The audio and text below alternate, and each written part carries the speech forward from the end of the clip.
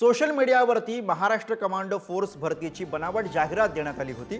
यामध्ये जवळपास 93 तरुणांकडून प्रत्येकी 6,000 रुपयाप्रमाणे तब्बल 5,98,000 रुपये उकळल्याचा प्रकार छत्रपती संभाजीनगरमध्ये उघडकीस आला। विशेष म्हणजे हे संपूर्ण रॅकेट पोलीस आयुक्तालयाच्या हाकेच्या अंतरावरती सुरू होतं। आर्मीचा ड्रेस घालून एवढ्या मोठ्या प्रमाणामध्ये बोगस भरती प्रक्रिया राबवण्यात आल्याने पोलिसांवरच प्रश्नचिन्ह उपस्थित होते। गुन्हा दाखल झाल्यानंतर पोलिसांनी तिघांना अटक केली आहे। विशाल देवळी, विलास माने आणि सनी बागव या तिघांवरती फसवणुकीचा गुन्हा दाखल करण्यात आला आहे।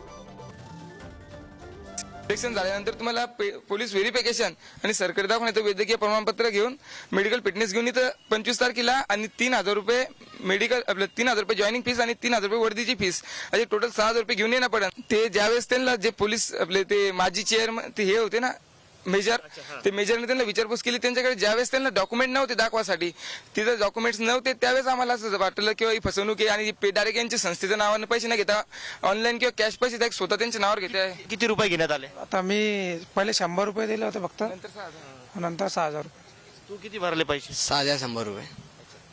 कसे पावती वगैरे दिली त्यांनी काही? कशी पावती दाखवा? ही पावती 6,000 रुपयाची।